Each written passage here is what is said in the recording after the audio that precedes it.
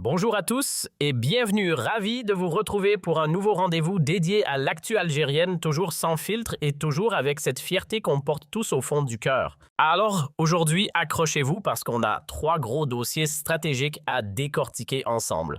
Premier sujet, un accord historique signé autour des eaux souterraines du Sahara avec la Libye et la Tunisie comme partenaires. Deuxième sujet, une production céréalière record qui s'annonce pour 2026. Oui, vous avez bien entendu record. Et troisième sujet, l'Algérie qui conserve sa place de leader incontesté en matière de dépenses militaires sur tout le continent africain. Avant qu'on plonge dans le vif du sujet, pensez à vous abonner, à activer la petite cloche pour ne rien rater et lâcher un like bien senti si vous êtes fier de votre pays. Allez, c'est parti! Commençons par une nouvelle diplomatique et stratégique qui pourrait bien redessiner l'avenir du Sahara. Direction Tripoli le mercredi 29 avril 2026. Autour de la table, l'Algérie, la Libye et la Tunisie.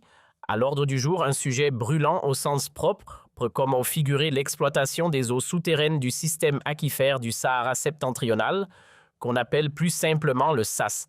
Et au terme de cette réunion de haut niveau, les trois pays se sont engagés sur quelque chose d'historique, une exploitation rationnelle concertée et équitable de cette ressource. Mais de quoi parle-t-on exactement le SAS? C'est tout simplement l'un des plus grands aquifères fossiles de la planète. Imaginez plus d'1 million de kilomètres carrés d'étendue et dans le sous-sol des réserves d'eau douce non renouvelables qui se chiffrent en milliers de milliards de mètres cubes. C'est cette eau qui fait vivre des centaines d'oasis et des millions d'habitants répartis sur les trois pays. Le problème jusqu'ici, c'était chacun pour soi. Chaque pays pompait dans son coin sans réelle concertation. Et ce mode de fonctionnement menait droit dans le mur, surexploitation baisse continue du niveau des nappes et même un risque de salinisation progressive de l'eau. C'est précisément ce que la déclaration de Tripoli vient corriger. 4 engagements concrets ont été pris, d'abord renforcer la coopération technique et l'échange de données sur les niveaux des nappes et les volumes pompés. Ensuite, instaurer un mécanisme de concertation régulier pour éviter les prélèvements excessifs. Puis, promouvoir une gestion durable et équitable de cette ressource vitale. Et enfin, mener un combat commun contre le gaspillage et la pollution des nappes. Pour l'Algérie, cet accord a une saveur particulièrement stratégique. Pourquoi? Tout simplement parce qu'une grande partie du SASS se trouve sous son territoire, les wilayas de Ouargla, Gardaya, El Oued et Tamanrasset, pour ne citer qu'elles.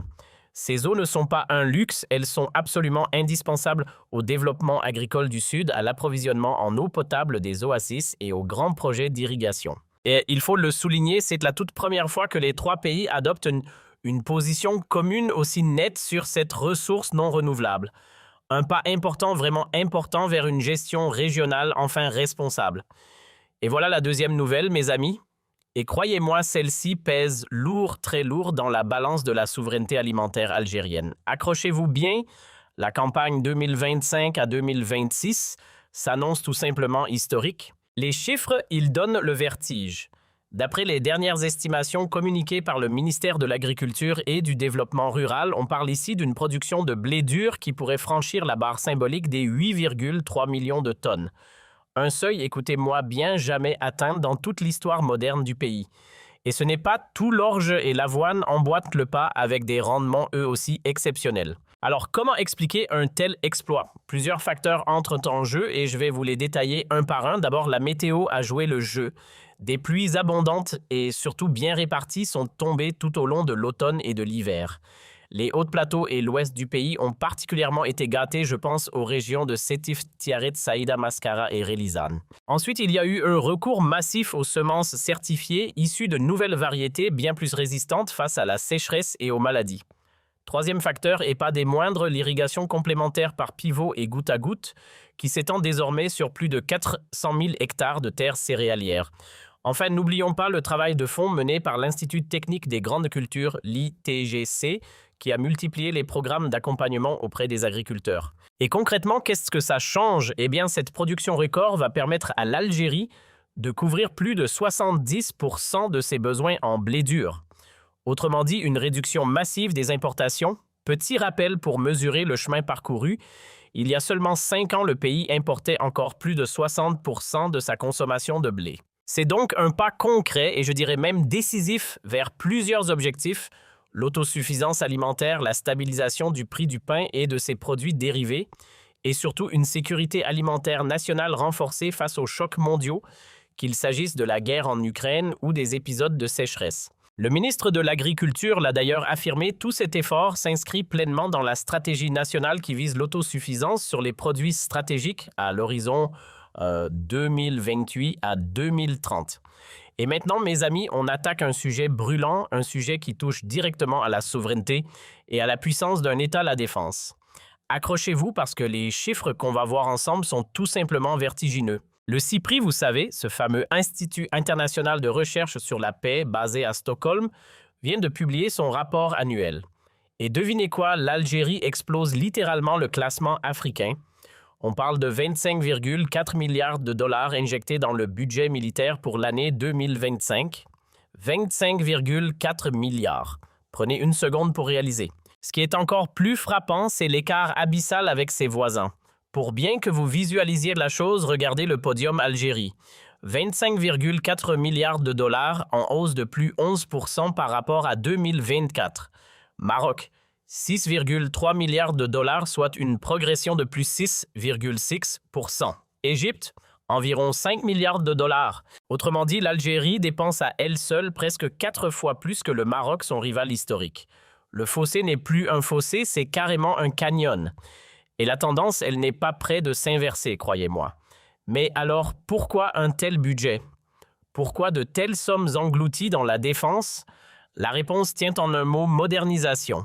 L'Algérie veut une armée du 21e siècle et elle s'en donne les moyens sur tous les fronts. Commençons par les airs. L'aviation de combat est au cœur de cette transformation, acquisition et maintenance des Su-35, modernisation des Su-30 MKA, mais aussi un renforcement massif de la défense antiaérienne avec les systèmes Pantsir S-1 et de nouveaux dispositifs anti-drones dernière génération. Côté mer, la Marine nationale n'est pas en reste.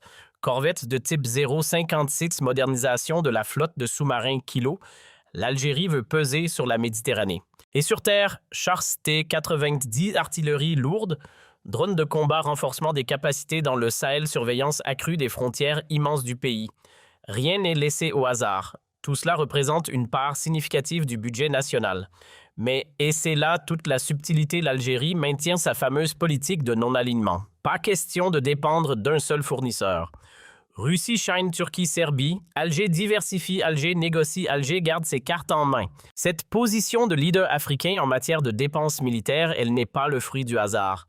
Elle reflète la détermination d'un pays à protéger sa souveraineté, ses frontières immenses, ses ressources naturelles et sa stabilité régionale dans un environnement géopolitique pour le moins complexe. Et voilà les amis, on arrive au bout de cette actu algérienne du jour. Récapitulons ensemble d'abord un accord historique entre l'Algérie, la Libye et la Tunisie pour une exploitation équitable des eaux du Sahara. Ensuite, une production céréalière record attendue pour 2026. Et enfin, notre pays qui conserve sa place de leader incontesté en matière de dépenses militaires sur le continent africain. 3 nouvelles, un seul message: l'Algérie protège ses ressources, consolide sa souveraineté alimentaire et garantit sa sécurité nationale, le tout avec sérieux et détermination. Merci à vous d'être restés jusqu'à la fin. Si cette vidéo vous a plu, n'oubliez pas le petit like, abonnez-vous à la chaîne et activez la cloche pour ne rien manquer. Pensez aussi à partager autour de vous à la famille comme à toute la diaspora. Maintenant, j'ai une question pour vous parmi ces 3 sujets, lequel vous a le plus marqué: les eaux du Sahara, les céréales ou les dépenses militaires. Dites-le moi en commentaire, je lis tout, qu'Allah protège l'Algérie et bénisse l'ensemble de ses projets. Vive Zahir, salam alaikum et on se retrouve demain, Inch'Allah.